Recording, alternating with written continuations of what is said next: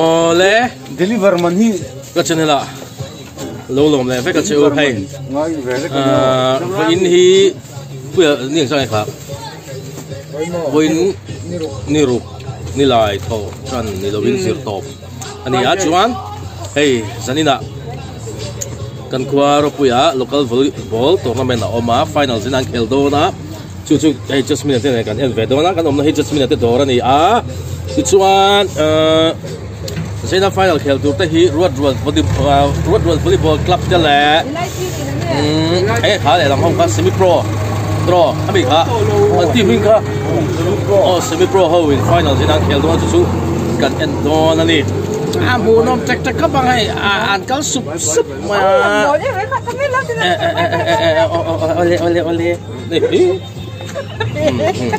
hey kan just vui ta cái gì nụ lá hậu là hiện thiên mình không khỏi dùng gì mà vui ta nụ lá hậu hay anh đồ ra just mình đồ ra thiên cái ông sĩ anh đã tuần lâu đấyわkhi nào khi lại lúc nào khi nào ông mà volleyball court đặt cho nín anh chầu về đó nít chuan cái lại hiện puya ông mà anh hi Christmas lại cùng thar khan leng mía lovin om thea ngày san om khop mai a chan chu thil dang ni lovin a ke la na a hei wang hi kal thei lawa hei bula po ha ke pakhat jok lai san tunga hei yen ve don mi yen don ven veng hei suai to ni chú huy là bắt đầu là gần giống tức là anh thằng nó tụi gần là bồi âm trắng so lại suggest me na scooty ani so ti chuan in volleyball court lama kan kalma in bye bye tur kan nei a aizol veng noyami tumi pa kha just minute kan lo bye bye ang kan lo khop mai kan channel temin lo en sak thina kan lo mu tu kan ni ti chuan volleyball court lam kan pan do na hey so na pang ho khang song ho te so en tur kan ni so chuan just minan dewa hi ake na da wangin scooty hianin fur chho do na ni ke in ka kalanga lon theyang ngem buổi thác khóc mày hay ăn accident à Christmas hoa đẹp khoan buổi thác dấu tóc cái này đây làm mua lạ làm mua lạ anh phải đón đi ô ta nuột em danh cho thả là chứ anh râu bùi mày xem ô cột làm ạ xuống ô volleyball court keng chu quá lo chon lo deuh ani hi helai hian so final khel tur te ein line mac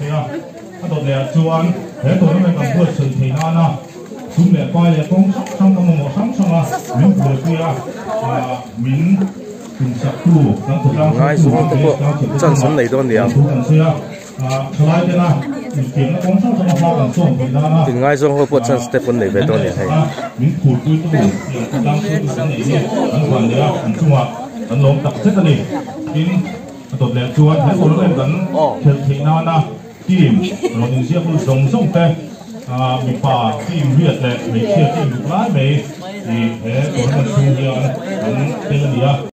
nó còn không tầm khóc mày hay là hi an chút là trap mấy nào bằng làm bằng thế Moses thế bộ Joe Henry thế hơn nữa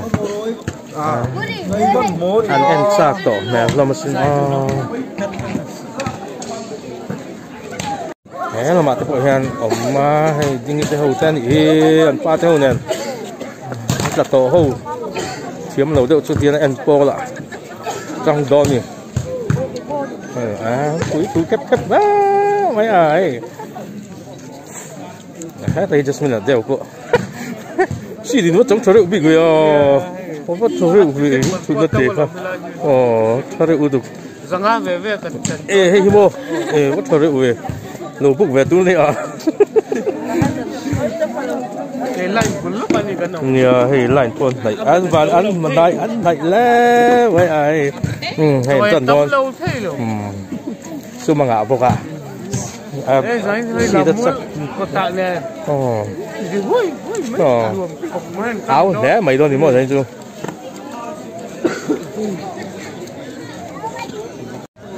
John Trap to linesman tu ni mo zam tangval to mai ni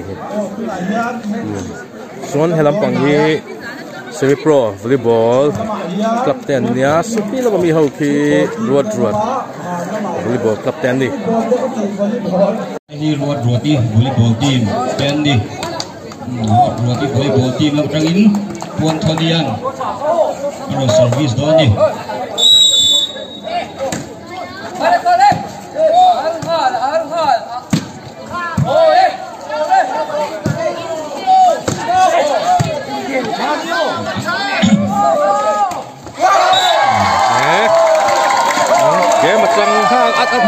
mai final phe ti ko kuina ka player ni chat berber den dia an game boy mu nom he dura la kan service continue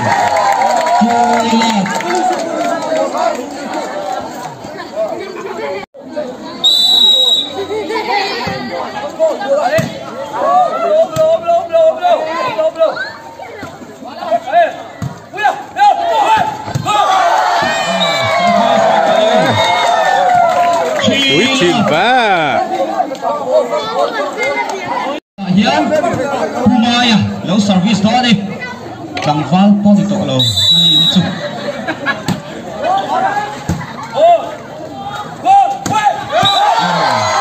service what buat team volleyball team lom 4 ania RSP 1 ani RSP lam hakan chanai khop mai kan sangmar dawila service continue 5-1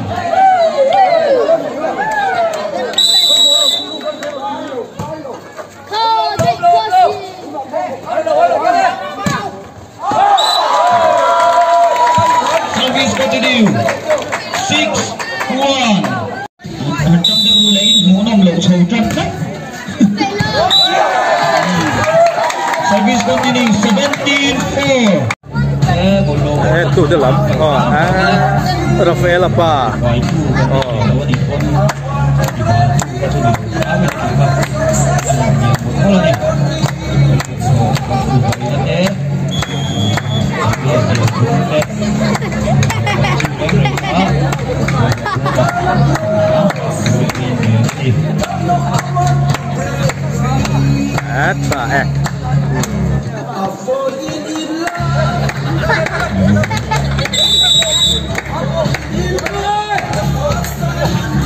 Boys in Bundi 18-4 and it went up.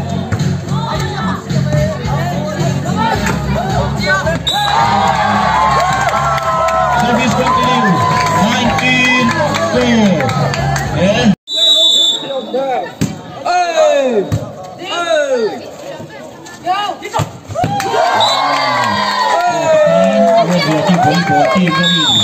Set khẩn lập thoát đó tùy tên thằng kia đó अच्छा अच्छा ali mami set hi na chan le don chia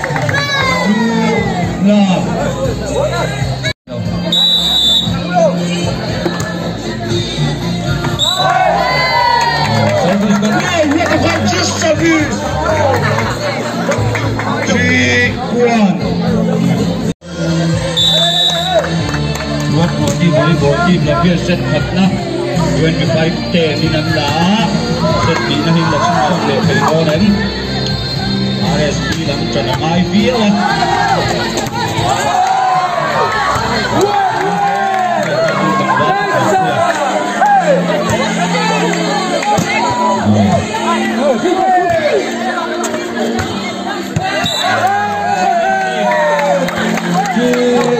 dọc dễ nhiều hơn còn sẽ lao rất còn nhiều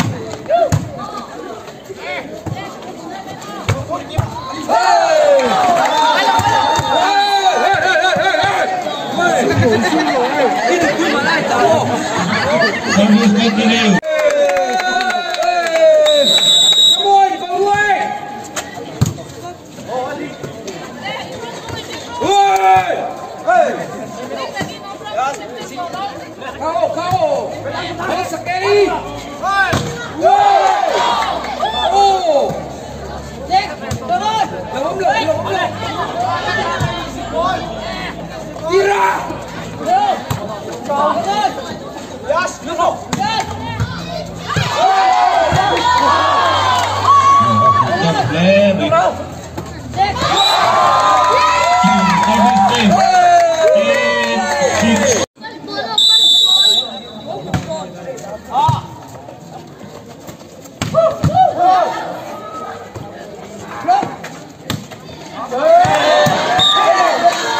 Service continue. 13-21. Atot kali ini.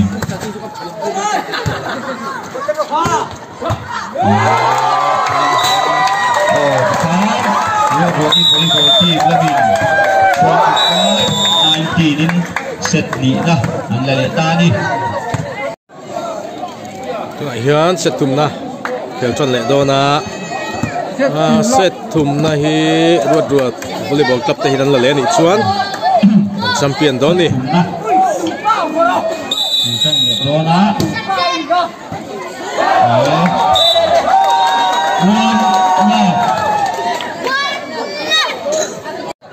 RSP làm hian anda la về đâu à?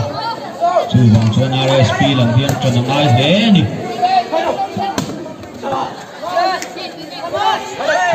Kiếm khóc đi.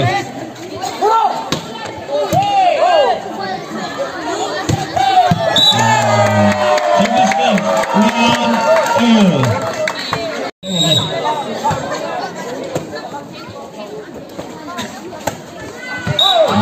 Service save 2-1. Anh đi hian siang pui pa. Anh đi à.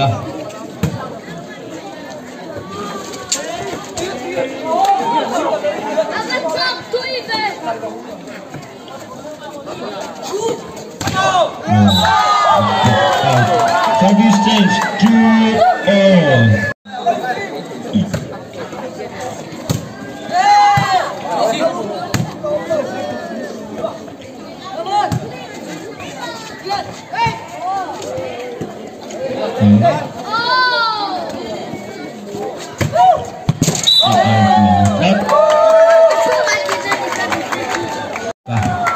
Alu tadi ang to tapos ito ni Peka alu kat may an mang to ko ka PC ngai te rom lut le nga service days 9-6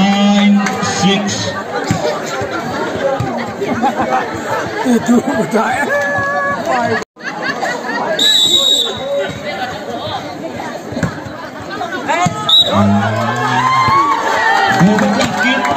chuyện mà có chơi nó thì nghe 10-6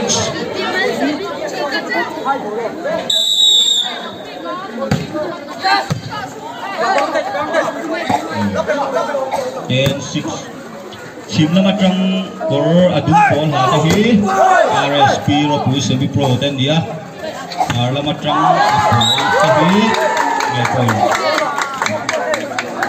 point 11-6 thành chân ma vô bốc bốc bốc hàng vô cái lì thì tội rồi.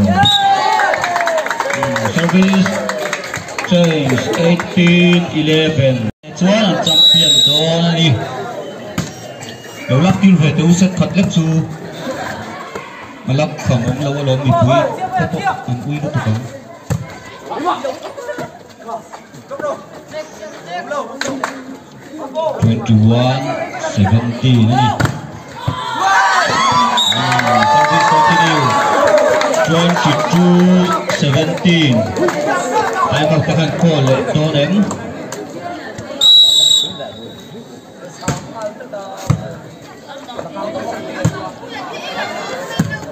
22-17. Booyah! Come on! Back!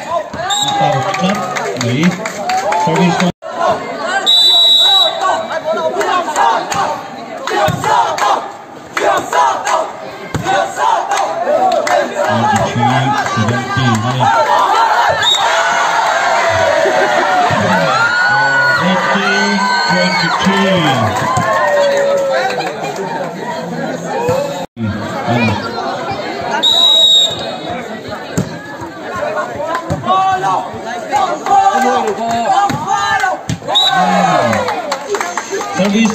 24 championship point 19. Road ni volleyball team lam here nanti di legend champion tu dulu ni. Punya tengah legend champion tu kan itu dulu ni bang.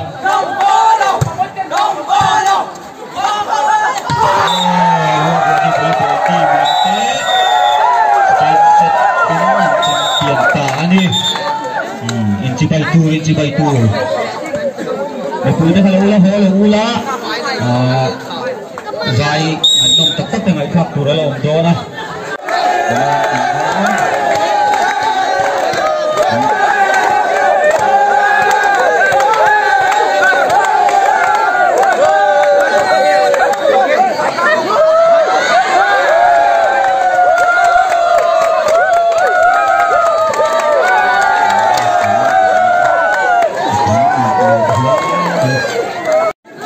in Kela Zoa, Eda, hey, just minute ho, hello, Oma, Tichuan, Tuna, volleyball, champion team Teka, just minute, team Mania, Ilo Mem, and being a long lap bank there, a team there near to the champion Teka. We la hello, tell like the box here, we clap, lập tung la mà thằng gần giống đó lập tung la mà phải là bằng cái bông nghe siêu nghe nhỉ bông cái bạc hạt sẽ bọc cái bạc hột lang rồi phát thật đó em lồng ông hay tìm tên lồng champion á lồng ông lá mấy làm sao nó làm xong rồi qua cái memorial volleyball team té lồng mà nhìn nó sạch cũ đi kan isi Blaise Council Secretary Pu Ke Zhou Sang Ye na so me lupa na memorial volleyball team akin ka lo chuak se lai kan khala ka lang the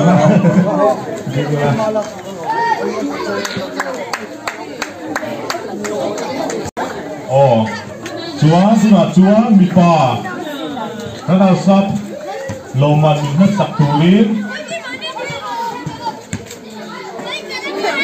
kan VCP Pu PC la tempunga kan some Loman minat sakturin RSP la police mitro atangin team quý bà PC vai tay hả đi cái chuột tận này chúng ta chua champion team women bất quý các bạn với tới này chúng ta lên chơi champion team RBS women hiểu không đó thể chỉ đâu hai đem về cho team các RBS các bạn đúng chủ đề chuột xem mình nó sắp tới Pu PL Zhou đi nào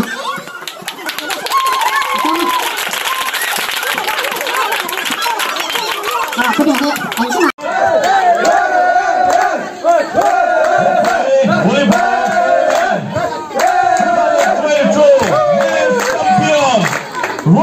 volleyball cup te Loman minat sakturin chuak se la sakturin kan basic general la marovi so me